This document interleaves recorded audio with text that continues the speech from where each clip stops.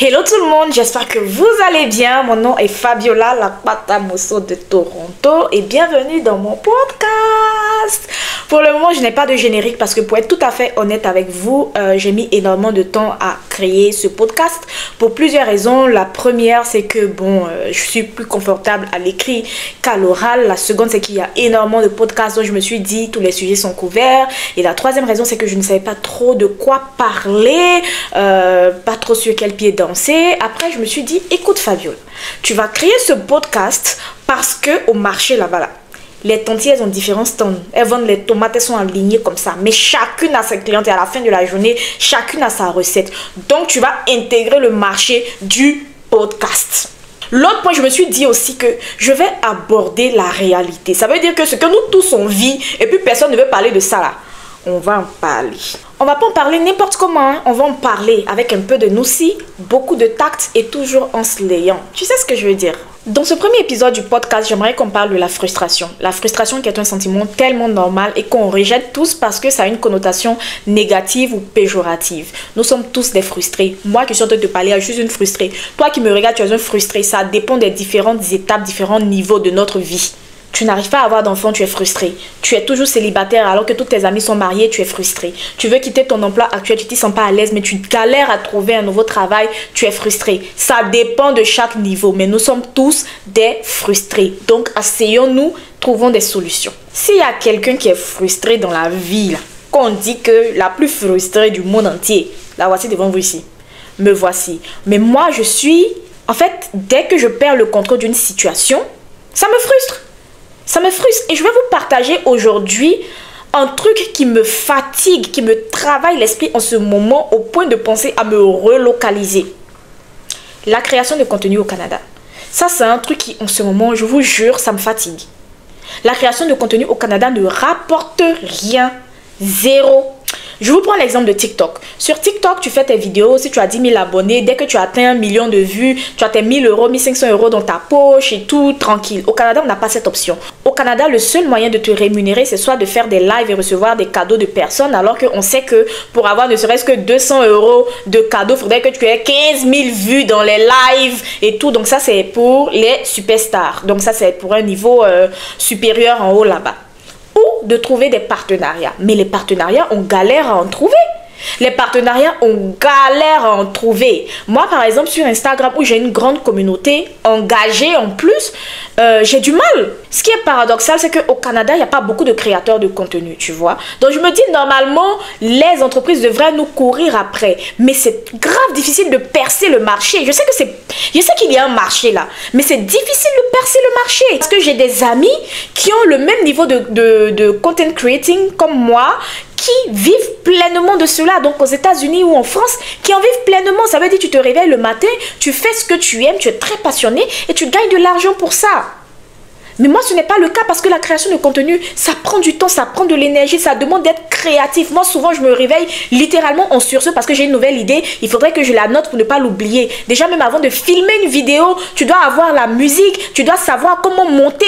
Tu as déjà tout le scénario en tête. Les gars, ça demande vraiment d'être engagé, d'être passionné, la création de contenu. Et donc, quand je vois des influenceurs, peut-être même qui ont moins d'engagement que moi, qui voyagent et tout, c'est leur chose, je suis très contente pour eux, mais je me dis si je pouvais avoir ne serait-ce qu'un tout petit peu de ce qu'ils ont qui me permettrait, moi qui suis entrepreneur, donc j'ai un nouveau bébé là, une entreprise qui est là, ça fait même pas 2 ans, ça me permettrait d'arrondir mes fins de mois.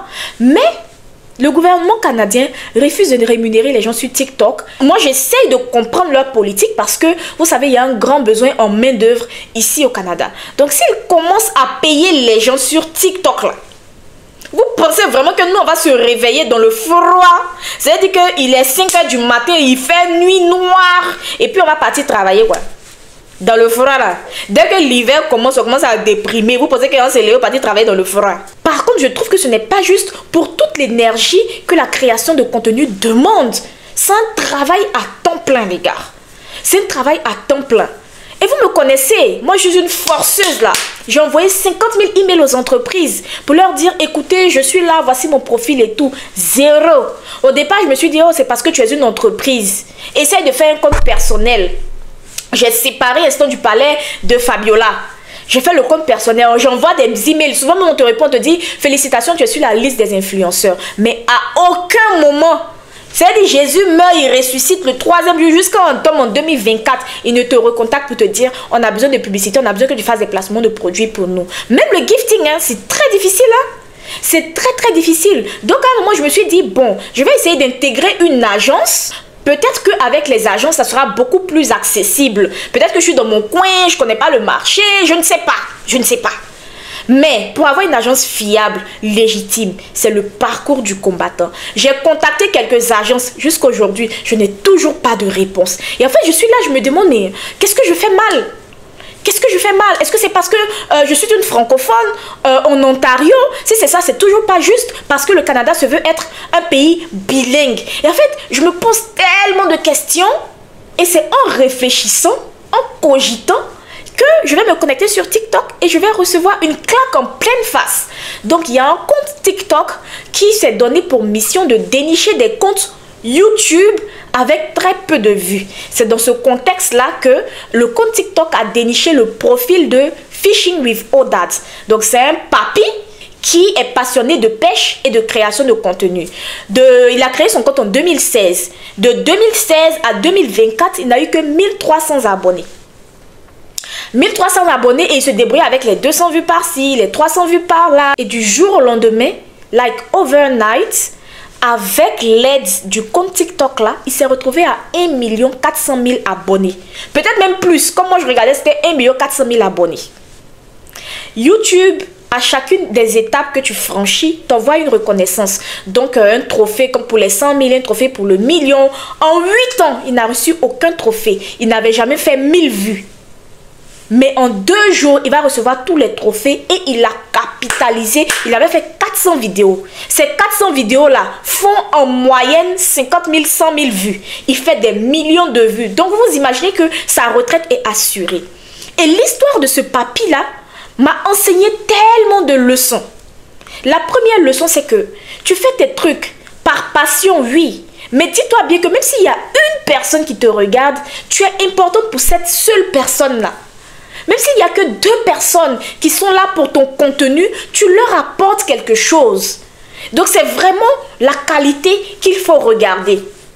C'est vrai, tu vas te dire, je n'évolue pas comme un tel, mais je n'évolue pas par rapport à mes promotionnaires, mais quand même, tu apportes quelque chose à quelqu'un. Le second point, c'est que Fishing with Odad s'était posé tellement de questions. Il dit qu'il était fatigué. La vidéo est sur YouTube, vous pourrez la voir. Il a dit qu'il était fatigué et qu'il avait décidé d'arrêter parce que la création des vidéos sur YouTube, le montage, ça lui prenait beaucoup de temps et il n'avait pas la reconnaissance qu'il méritait et tout. Et comme il est très croyant, Dieu lui a dit que son temps de gloire n'était pas arrivé. Donc il poussait un tout petit peu, il s'est réveillé un matin avec tout l'amour, avec toutes les vues, avec tout ça, il s'est réveillé du jour au lendemain. C'est pour vous dire que tout peut changer en un claquement de doigts. Vous êtes là, vous galérez, mais quelqu'un voit votre travail. Vous ne savez pas d'où les opportunités vont venir.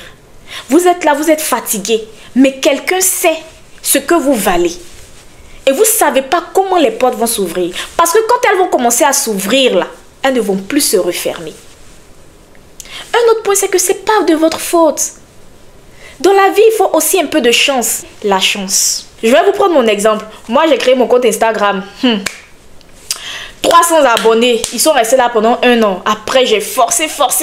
J'ai trouvé tous les micmacs possibles. Ça veut dire que j'allais suivre les gens pour que les personnes me suivent en retour. Ça, c'était au temps où vraiment Instagram, c'était dur. Hein? Jusqu'à, j'ai eu 7000 abonnés.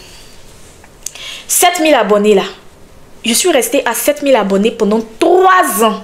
Ça veut dire les 7000 abonnés là montent 7200. Après on descend 7050. Après on monte un peu à 7100.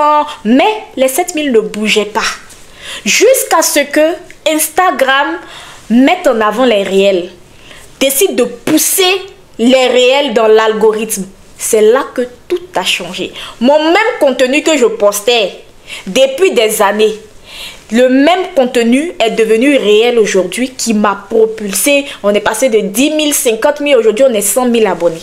Donc pour vous dire que souvent, ce n'est pas forcément vous qui faites mal la chose, c'est que tous les facteurs ne sont pas réunis pour vous donner l'opportunité d'exceller dans ce domaine.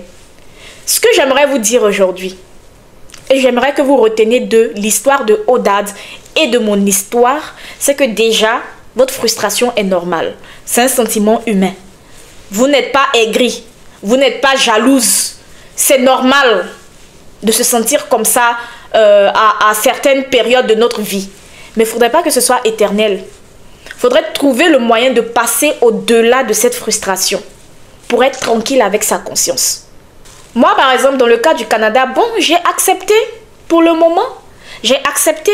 J'espère que ça va changer. Si ça ne change pas, est-ce que je vais arrêter la création de contenu? Non, parce que j'adore créer du contenu. C'est ça. Il faut trouver le pourquoi. J'essaye de voir le verre à moitié plein plutôt qu'à moitié vide. La création de contenu, c'est vrai, ne me rapporte pas de l'argent direct dans ma poche comme ça, mais me permet d'avoir des clients. Donc tous les sketchs que je fais, tout ce que je poste, les gens viennent au restaurant pour manger, mais aussi parce que c'est le restaurant de Fabiola et pour me rencontrer. Donc vous voyez, ça m'apporte quelque chose. La création de contenu me permet de motiver des personnes à travers le monde. Je sais que j'impacte des personnes et ça c'est vraiment comme une victoire pour moi.